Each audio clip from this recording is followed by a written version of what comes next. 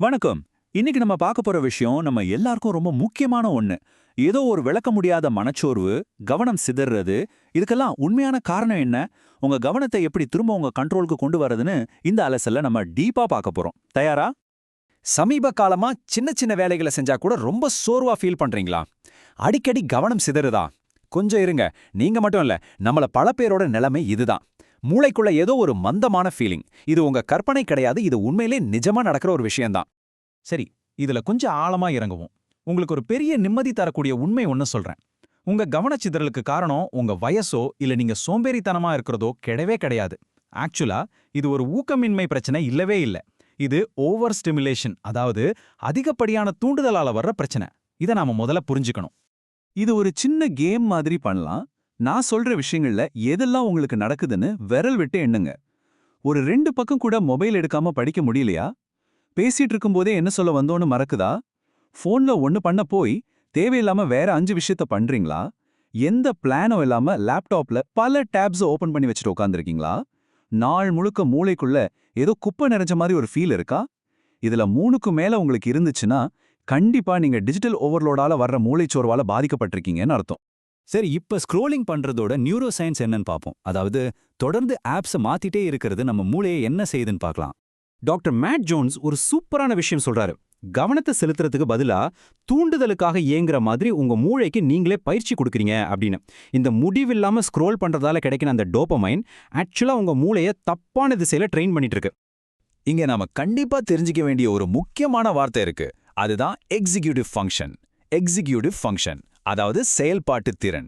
Plan பண்றது, தேவையற்ற தூண்டுதல்களை control பண்றது, சரியா கவனத்தை செலுத்துறது, இது எல்லாமே இதுக்குள்ள தான் வரும். நீங்க ஒரு முக்கியமான இமெயில் அனுப்பலாம்னு உட்காருவீங்க, ஆனா திடீர்னு இன்ஸ்டாகிராம்லயோ இல்ல அமேசான்லயோ ஸ்க்ரோல் பண்ணிட்டு இருப்பீங்க. இதுக்கு காரணம் உங்களோட இந்த எக்ஸிகியூட்டிவ் ஃபங்க்ஷன் முடக்கப்படுறது தான். இது மிகச் சிறப்பா விளக்குறது என்னன்னா, நீங்க தொடர்ந்து ஷார்ட் ஃபார்ம் வீடியோக்களை பார்க்கும்போது உங்களோட சுய கட்டுப்பாடு குறையுது. ஒரே நேரத்துல பல விஷயங்களை, பல மீடியாக்களை யூஸ் பண்றது உங்களோட முடிவெடுக்கும் திறனை மோசமா பாதிக்குது. சிம்பிளா சொல்லணும்னா, நம்ம மூளைக்கு தொடர்ந்து ஏதோ ஒன்ன புதுசு புதுசா கொடுத்துட்டே இருக்கிறது நம்மளோட ஆழமா சிந்திக்கும் திறனை நாமளே அழிச்சுக்கிறதுக்கு சமம். கொஞ்சம் அதிர்ச்சியான ஒரு விஷயம் சொல்லட்டா? மூளை இமேஜிங் ஆய்வுகள்ல என்ன கண்டுபிடிச்சிருக்காங்கன்னா, அதிகமா டிஜிட்டல் சாதனங்களை பயன்படுத்துறவங்களோட மூளையில உணர்ச்சிகளையும் முடிவுகளையும் கண்ட்ரோல் பண்ற முக்கியமான பகுதிகளோட சைஸ் சுருங்குதான். ஆமாங்க, இது நிஜமாவே நம்மளோட சுயக்கட்டுப்பாட்டை நேரடியா குறைக்குது. சரி, பயந்ததெல்லாம் போதும். இந்த அதிகப்படியான தூண்டுதல்ல இருந்து எப்படி வெளியே வர்றது, அதாவது இதை எப்படி சரி செய்யறதுன்னு அடுத்து பார்க்கலாம். இதுல மிக முக்கியமான விஷயம் என்னன்னா, உங்க சிந்திக்கும் திறன்லாம் எங்கேயும் போயிடல. இத நான் மறுபடியும் சொல்றேன், இது ஊக்கமின்மையால வந்த பிரச்சனை கிடையாது. இது டிஜிட்டல் ஓவர்லோடால வந்த பிரச்சனை. நம்ம மூளை ரொம்பவே ஸ்பெஷலானது. அதை திரும்பவும் சரியான முறைக்கு பழக்கப்படுத்த முடியும். இப்போ மூளையை சரி செய்யறதுக்கான அந்த நெறிமுறைகள் என்னென்ன, உங்க கவனத்தை திரும்பவும் பழைய நிலைமைக்கு கொண்டு வரதுக்கான அந்த முறையான சிகிச்சை திட்டம் என்னன்னு பார்க்கலாமா? உங்களுக்கான ஒரு பெர்ஃபெக்ட்டான டெய்லி ரொட்டீன் இதுதான். காலையில எழுந்த உடனே மொபைலை தொடாம இருக்கிறது. அந்த நாளுக்கான உங்க கவனத்தோட அடித்தளத்தை செட் பண்ணும். மதியம் ஆழ்ந்த வேலை, சாயந்தரம் மூளைக்கு ரெஸ்ட். இதுதான் உங்க மூளையோட பேலன்ஸை திரும்ப கொண்டு வரும். உங்க மூளையே ஒரு தசை, அதாவது ஒரு மசில் மாதிரி நினைச்சுக்கோங்க. எடுத்த உடனே நான் 3 மணி நேரம் ஒரு முனிவர் மாதிரி உட்காந்து வேலை செய்ய போறான்லாம் ட்ரை பண்ணாதீங்க. எந்த ஒரு டிஸ்டர்பன்ஸும் இல்லாம, நோட்டிஃபிகேஷன்ஸ் எதுவுமே இல்லாம ஒரு 10லிருந்து 30 நிமிஷம் மட்டும் ஒரு வேலையில முழு கவனத்தை செலுத்துங்க. இது கிட்டத்தட்ட பொமோடாரோ டெக்னிக் மாதிரி உங்க மூளையோட ஸ்டாமினாவை மெதுவா பில்டு பண்றதுக்கு ரொம்பவே யூஸ்ஃபுல்லா இருக்கும்.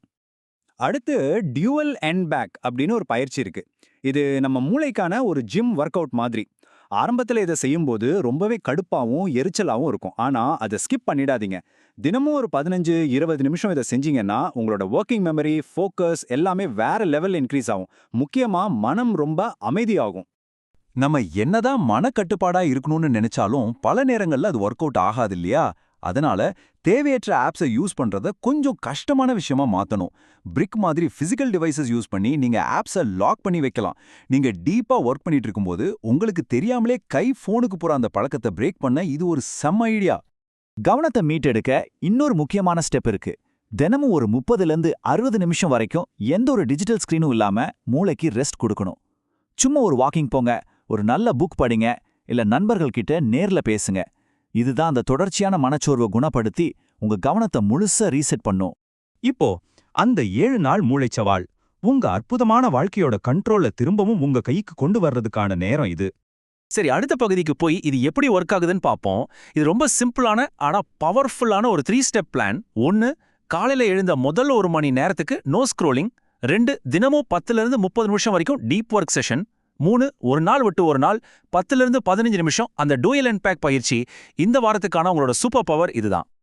கடைசியா உங்களை நீங்களே கேட்டுக்க வேண்டிய ஒரு ரொம்ப ஆழமான கேள்வி ஒன்னு இருக்கு. உங்களுக்கு கிடைச்சிருக்க இந்த அற்புதமான நேரத்தை வெறும் 2 செகண்ட் டோபமைன் போதைக்காக வேஸ்ட் பண்ண போறீங்களா, இல்ல உங்களோட அந்த ஷார்ப்பான மூளையை யூஸ் பண்ணி ஒரு அழகான இலக்கை துரத்த போறீங்களா? சாய்ஸ் உங்க கையில தான் இருக்கு. ஏன்னா உங்க கவனம் தான் உங்க வாழ்க்கையோட ரொம்ப முக்கியமான சொத்து. அதை திரும்ப உங்க கண்ட்ரோலுக்கு கொண்டு வாங்க.